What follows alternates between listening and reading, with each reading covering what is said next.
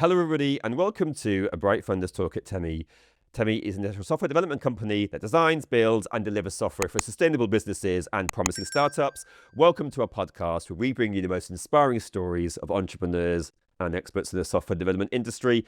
And each week, we interview successful leaders who share their unique journeys and valuable insights. I'm your host, Barry, and today we have another amazing guest joining us, Gilad Zilberman, co-founder and CEO at SeatPick. Hello, Gilad. How are you doing today? How you doing? I'm good. Thank Very you. well, very well. So thank you so much for taking time out of your day. We know you're a busy man and your time is important and we do appreciate it. For anyone who doesn't know who you are or what you do, could you tell us a bit about yourself and the company, please? Sure. So my name is Gilad. I'm the CEO and co-founder of SeatPick. SeatPick essentially is a ticket search engine for live events. We work very much like Skyscanner. So whenever you want to buy, a ticket for a concert in London, right? For example, Taylor Swift in London, or a match in the Premier League, for Arsenal tickets, or you want to go abroad for New York Knicks. Essentially, what we do is we aggregate all the different marketplaces, primary ticket marketplaces, and work with venues, clubs, whatever, all in one spot, very easily. And in real time, we show you the best results on a kind of interactive map, enrich the data, tell you if it's a good deal or if it's a good time to buy, should you wait, and essentially also screen out, the bad players in this industry as well. Only work with kind of reliable partners. On top of that, we add an additional guarantee on top of their guarantees to make sure you get the best ticket and you actually get your ticket. Completely free for you. So we are showing you the price as is, obviously working with the partners we generate revenue from the partners. And today I probably would say the number one aggregator in the world for ticketing, growing very fast, active, I think we're active in 170 different countries in terms of users, but currently we have 14 different kind of locales that we are active and kind of supporting inventory, marketing, business operations, and actively also growing to new verticals and countries. I would say football is very much our kind of key focus. Soccer for Americans, but football for the UK. And then obviously music is growing massively, concerts, festivals, theater, Broadway, and we've been expanding a lot of the new verticals that we're supporting and new countries that we are getting into to essentially be able to help any consumer in the world in every country, language, currency, user experience, even, right, with new changes with AI, to purchase a ticket from a safe place. Yeah, well, I was looking at your website just before we came on, and I saw some really positive testimonials, especially in relation to football tickets. Yes. Lots of superlatives, like best ever, most valuable, most trusted. So you've got some really good testimonials. So obviously, people actually like what you're offering. So a bit about yourself, just before we jump into SeatPick. A bit about your history. Like, were you always interested in being a founder, co-founder, entrepreneurship? Was it something that you always had in you? Yeah, interesting question. I guess my background essentially is, I guess that's kind of what got me to this point. I would actually give a lot of credit to how I grew up a little bit. And the way I grew up, essentially, first of all, I'm from Israel. The entrepreneurship, I guess, kind of DNA is very much extreme here, I would say. But not only that, there's also what it's called the Israeli chutzpah, right? It's like a little bit like, you don't put constraints on what you can achieve. I think that's very prominent in what we do. But not only that, I basically grew up in a household that my parents came from Russia, so education was extremely important. And being kind of pro math and thinking and deep thinking, and my dad was, has used to have a very good way to take kind of what's the next step that happens if you do A, what happens with B and Z. So I think I took a lot of credit from him. And also then I went to actually competitive swimming as a kid and became relatively good. Went to the national teams, broke some records, went to European championships, and then kind of that environment, I think, is that competitive nature, is the only way to succeed there is becoming very competitive. And the self-improvement is like the core of being a professional athlete. You cannot lay on the grounds of okay, I've done well yesterday. That's not okay, I've done well yesterday, but immediately you're trying to improve from that point. So for example, when you break a record, almost I would say you celebrate for probably a minute, two, right? And you work for that your 6 months until that moment, specifically for swimming, right? The different sports is different. And then the next conversation is with your coach, reviewing the race, saying what was good, what was bad, and how do we get better next time. And immediately you change focus to your next race. And that's the mentality. And it's a competitive environment, right? And becoming very good. And then I would say around the age of around eight, when I was around 20, I actually got a scholarship to go to the US for swimming at Texas A&M. And that was a D1 school, right, with a lot of Olympians, very high caliber of swimming, and even more competitive than even in my national team, and where I was in the kind of Israeli kind of center of excellence. And there I was also exposed to that. So I think sports has something for entrepreneurship that is very, very powerful. It's that ability to grind, work very hard, don't give up, right? Because I believe that most people that you see in the top kind of positions actually are not usually, they have talent, but the most important thing that I would say statistically is actually their willingness of not giving up. And I think and actually I'm surprised, to be honest, there's correlation between athletes and people that went to colleges or whatever D1 and actually then build a business. But at the same time, I would expect that more athletes actually will be active in entrepreneurship. I don't know, maybe down the line I'll be able to help on that as well, because I think there's a ton of correlation, and I will give more credit to that. Did I plan to be an entrepreneur? I don't know. I don't think so. I definitely was creative in some capacity. I was thinking always of things to how to optimize things, or even when I was working as an employee, I was trying to think about how can we do it in a bigger scale? How can we solve the problems? And I was always trying to look at like, what's a smart way of doing this at its scale, right? And think I was not thinking this as entrepreneurship. I was like doing entrepreneurship in-house somewhat in my role, right? And I was growing in the company, and then I was seeing so many inefficiencies in the market, and it was like, I was like, and it looked to me like as opportunities. I was also in school. I was like doing some like startup class kind of classes, and I was starting to get the bug of entrepreneurship, and I was reading books a little bit. I love to read, so I was reading, I don't know, I think 0 to 1 from Peter Thiel. You have the Lean Startup. There's like a lot of great books around that. It was becoming very interesting. I was in an environment that I had a lot of entrepreneurship around me in Israel, and I was saying, okay, kind of at a certain point, I was like, okay, I think I want to build something for myself. And I didn't know how to ping it. I was trying to do like side projects on the weekends. I was talking with my friends. I was looking for a partner, but I was never flagging it as like entrepreneurship, Once I decided to do it, I kind of left that position and found kind of my partner Guy. He also came from a similar background from like me as swimming, and it was on the technology front, and he was already in the startup scene. He already built a semi company before that. We were talking and meeting kind of and back and forth on ideas. And I've seen like multiple ideas in that industry that I worked at, ticketing specifically, which is a very strange industry to get into. Somehow by chance, I didn't plan to it. I was not like looking for it. It kind of found me, I guess. And I saw a ton of things that were completely broken in that industry and still are. And I said, okay, I think there's a ton of opportunities. Let's just start working on things together, and we'll figure it out as we go. And that's basically what we've done.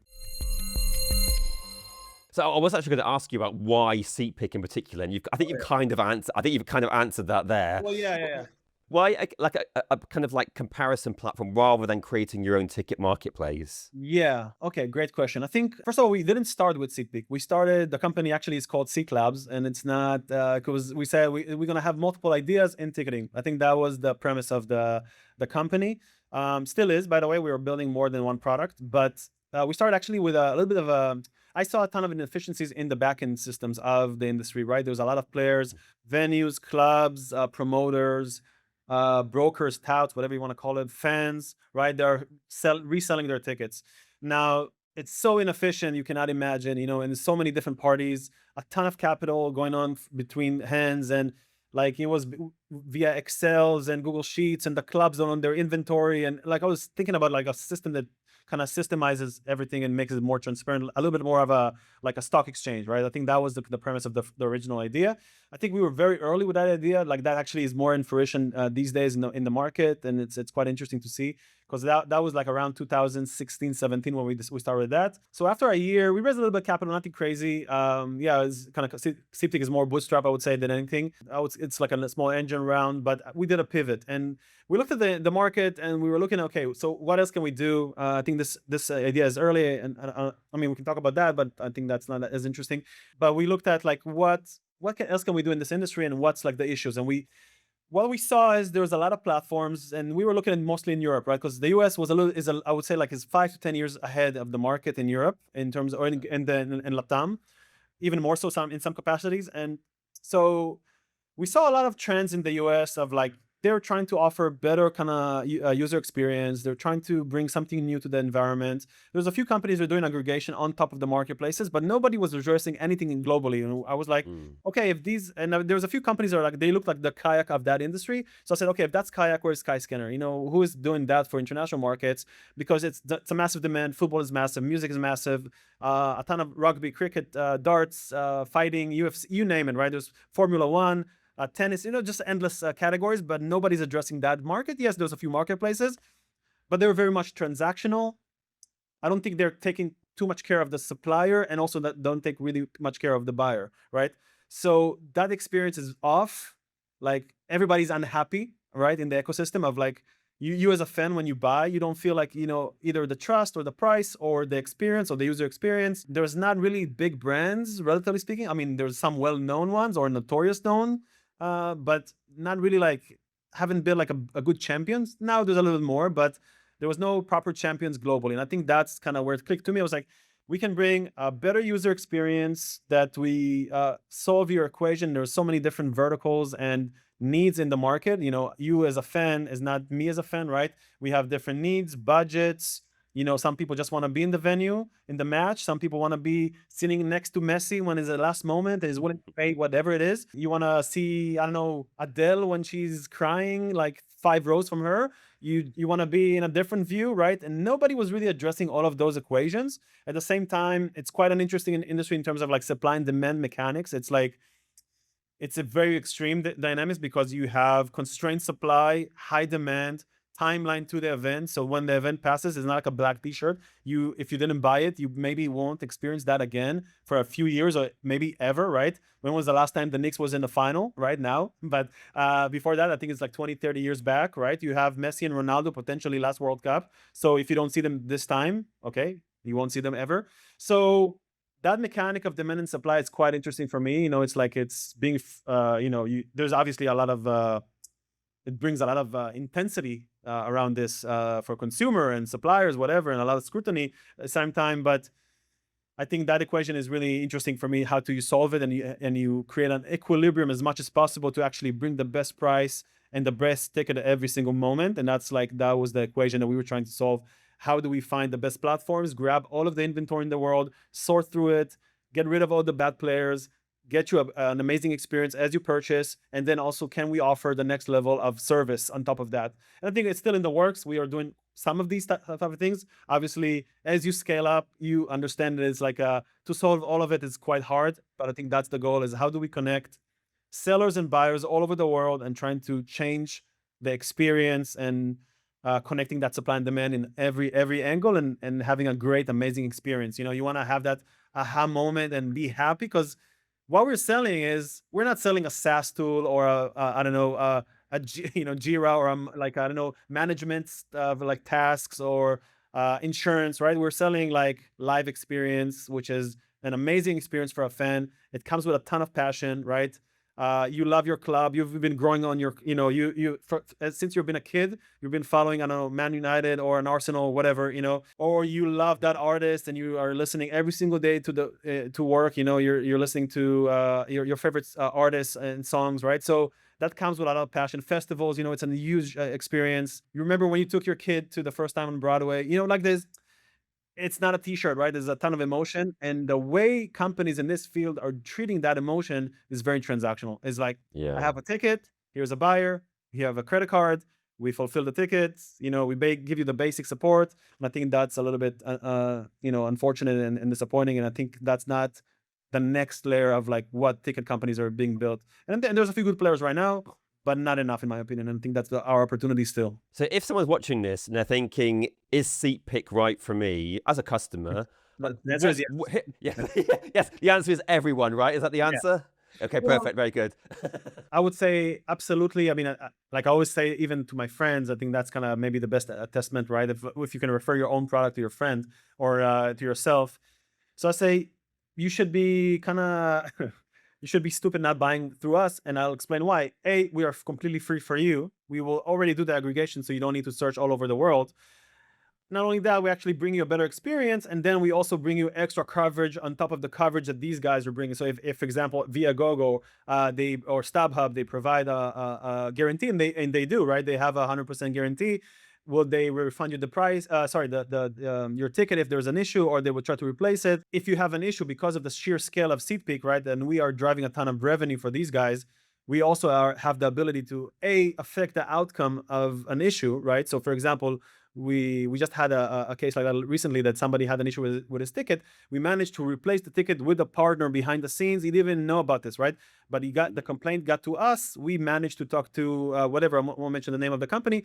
They replaced the ticket because they care about the relationship with us, right? So even more so than with the end consumer, because Yeah. we drive way more revenue to them, right? We are a bigger partner than a normal fan, right? In some capacity. And So you're for us, protecting the the little fan, guy, basically, right? what's that?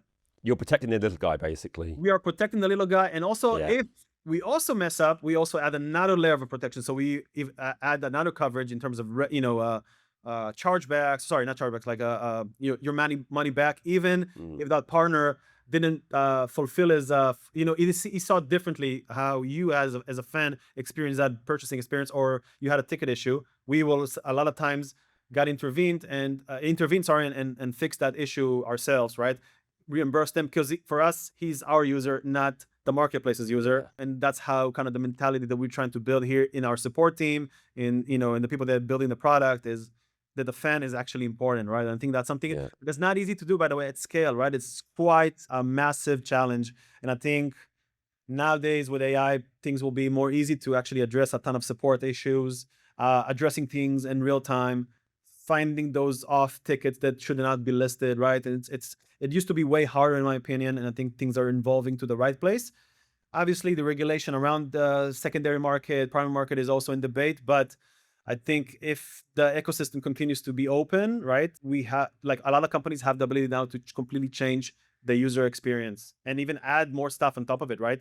Offer you to buy a t-shirt, travel, hotel, actually deliver you, give you, get to with Uber to the event, but everything will be, in my opinion, a company will be able to connect all the dots and actually have a great kind of holistic product around the event, not a ticket, right? So that's kind of my perspective. So the answer to my first question was about customers, and basically the answer was everyone. Now, obviously, this answer isn't the same for the seller, right? Because you're more picky with the sellers. How do you evaluate, like, which sellers should appear on the platform? Yeah. Okay, so first of all, by the way, I think even on SeatPick, when I say everyone, I wish we would be all over the world. Right now, I think we're in 14 countries, like actually, in terms of languages, supporting, different verticals. And also definitely we are extremely powerful on football. Music is also quite good, but we're actively increasing our kind of inventory and supporting. So aspirationally, everyone. Well, yeah. Oh, I mean, we probably have every single ticket in the world available in the platform, but I think the way I perceive it is like, do we provide you the best experience on every vertical? And that's a work in progress. Just so many, tennis, for example, is completely different than football. Football is different than music. UFC is different, and there's different artists and clubs, and the world, it's kind of very kind of dynamic environment. So we are trying to scale up as to basically what I said, like envisioning to be able to support every user experience possible in this industry. But getting back to your question, how do we evaluate sellers? That's a great question. I mean, I think, first of all, obviously there's experience in data, right? Once you work with some companies through the years, you understand their failure mechanics, how many issues, reviews, right? We review all of the sites before even we get onboarded. But we also, we kicked some out as well, right? Through the years, we didn't see eye to eye their service, the way they perceive the fan and how we perceive it. So I think that's one. You just, as you go, you understand that. Obviously, there's a ton of reviews, and it's a big industry and small one in the same time. Everybody, so that's also beneficial. Now, how do we also have our own kind of data, and kind of things that we build internally to analyze different ticket listings to understand this ticket is most likely speculative listings, right? So we remove things from the system automatically. That's kind of on the individual ticket listing level, right? On the company level is really relationships, seeing their policies, contracts, actually who the people are running those companies, seeing their fulfillment rates, and keeping them accountable for those fulfillment rates. So I think all of that comes into this decision, right? And yeah, things evolve, things change, right? Companies change. It's not the same companies that started at SeatPick. The new ones, there are small ones that we put in trial, right? So they're not fully robust and deployed on SeatPick. We test them out, specific events, small volumes, see their fulfillment rate. It's going up. Okay, great. We will open more. We'll give you more coverage, right?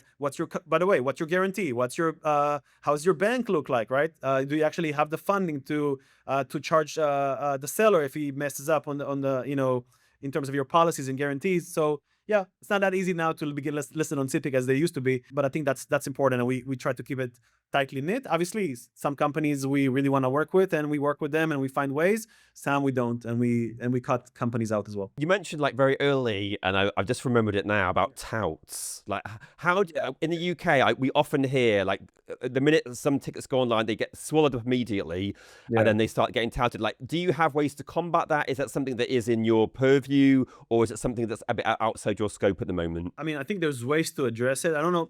I mean, I think to say touts, I mean that terminology, I think in the UK, in my opinion, is misrepresented. I think, obviously, I mean, I prefer to call them brokers, right? Because I think they're brokering between a seller and a buyer, and that mechanic is quite interesting, and obviously it brings a lot of scrutiny. But I believe actually the problem with ticketing is actually deeper than what is being the light is being shone on the wrong angle, I would say. Okay, so what I mean by that, I mean that the ecosystem is relatively controlled by monopolies in the primary market, right? It's who has the right to sell the ticket on the primary market. It can be the club, it can be a venue, it can be Ticketmaster, Live Nation, it can be FIFA, it can be these primary clubs, whatever, conglomerates, whatever, right? And my belief system, if we had a better open ecosystem, right? So for example, I'll take the World Cup as an example, right? If you had FIFA distributing tickets to all of the sites that in the world, this actually will create a very competitive environment in terms of pricing mechanics, instead of you trying to control the entire supply and trying only to sell it through your channel. Now you can claim, yeah, this is my event, is my tickets, but what happens there, you constrain supply, right? And then people understand that you're constraining supply, and the people that want to take advantage of that, right, they will buy it, and they will find the ways to buy it. And it's a supply and demand mechanic. You cannot change human behavior by rules and regulation. Face value mechanics don't really work, because it's very hard to explain to I'll give you an example. If you have an apartment in London, right, and it's cost £1 million, I don't know what's the prices right now in London, but let's just say you bought it for At least $1 million. Let's just say you bought it for £500,000, and it went up because of demand to whatever, 2 million. Do you believe you should have sold it for 500 as well as face value? The answer for every individual is no way, right? Yeah. Unless you don't believe in like kind of normal mechanics. You're trying to be just like very, I don't know, whatever you want to call it, not capitalism, right? But if you look in most industries where like commodity has a value, right? And if you want to see Taylor Swift in Madison Square Garden, and there's only 60,000 seats, and there's 10 million people that want to see it, you cannot say that a ticket price is 150. Like, it just doesn't add up. And somebody will find a way to pay the right price, and everybody has their own bank accounts, right? And whatever they achieved. So for somebody, 1,000 is nothing, right? Let's take a guy that has a lot of money. Maybe it's nothing. Maybe you're a big fan. It's nothing for you because it's more important for you than another fancy, I don't know, Lululemon pants, whatever it is. I don't know. So it's a very individual, right? So I think supply demand mechanics should be actually more fluid, in my opinion. Once you remove constraints and you actually had an open ecosystem, you will actually make it more competitive, and pricing will go down.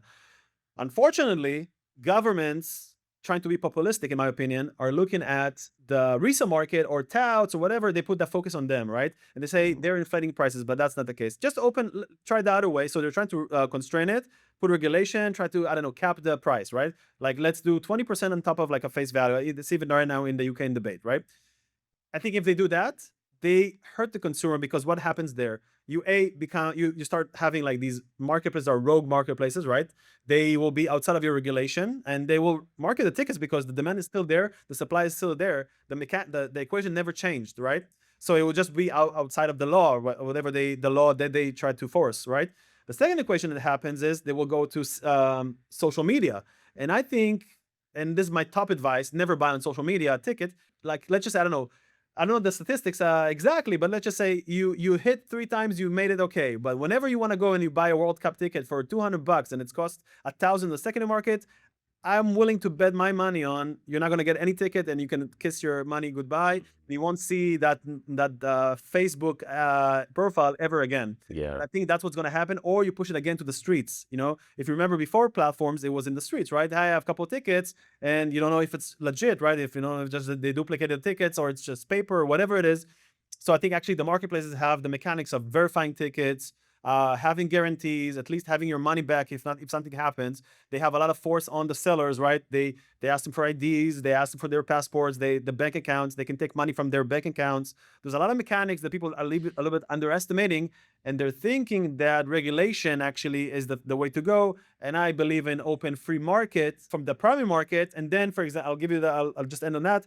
If you had a ticket on FIFA getting broadcasted to every single platform in the world, immediately prices will go down because these markets will compete for you as a consumer. So they will market it, they will lower the prices. If you had fluid pricing, right, it will go down. And then once you buy the ticket and I have the ability to authenticate the ticket via the primary market, then there's zero fraud and zero cancellations, and you will always get into the venue.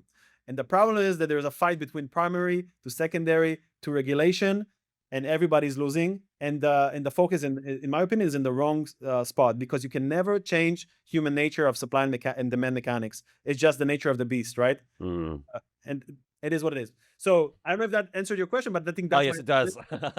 That's my There's a couple more. Yeah. So unfortunately, Gilad, I'm so sorry to interrupt you. Time is against us. Yes, Your okay. answers are fantastic. It's so interesting. I would like to ask you more, but unfortunately, we are pushed a little bit. So I do have one more question for you, if I can, just before we finish. If someone's watching this now, someone who's thinking of starting a new company, becoming an entrepreneur, based on your experience, what would be the best piece of advice that you would give us? Okay, I'll give you a couple. So I think first of all, market selection and project selection are way more important than what people perceive. So working and trying to establish a small restaurant, SeatPick, Anthropic, SpaceX almost take the same amount of effort and time to be competitive and winning in your field. Yes, SpaceX is different than building a restaurant, but at the same time, you only have X amount of hours, right, in a day. So it's actually extremely difficult to run a business, build it. You have a team, pressure, money, whatever it is, and competition, right, on all fields. So I would always, if you have the vibe and the energy and the intent, always go bigger. Always strive bigger, because it takes the same amount of time and effort and energy and stress. So market selection, project selection, extremely important. That's on that end. The second thing is, you cannot essentially ideate to existence, right? You need to start moving. You need to start there is no way to test your ideas without actually doing the work, right? And once you start working, you figure out things as you go, more so in your own head. A lot of people I have an idea. Everybody has an idea, I don't want to tell you about the idea. People value ideas a lot. I think there's value in the ideas, right? No, not all ideas are equal, but actually execution is where the real magic happens, and execution is key. And then once you start executing, the only rule of entrepreneurship, at least one of the biggest rules that I learned, if you decided this is your route, and it's not for everybody, but a lot of people can do it more than everybody believes. It's not for everybody, I have to say. But once you decide this is your route and this is what you wanted to do in your life, you never get off the horse. Even if you fail, as long as you continue to trekking on, you will find your way. I truly believe in that. Don't give too much credit to these guys that are succeeding. They have been there when nobody believed in them. They had zero cash, zero belief, and they just kept on going. Yes, they're smart, they're talented, but they worked hard, and they're willing to take a lot of stress, right?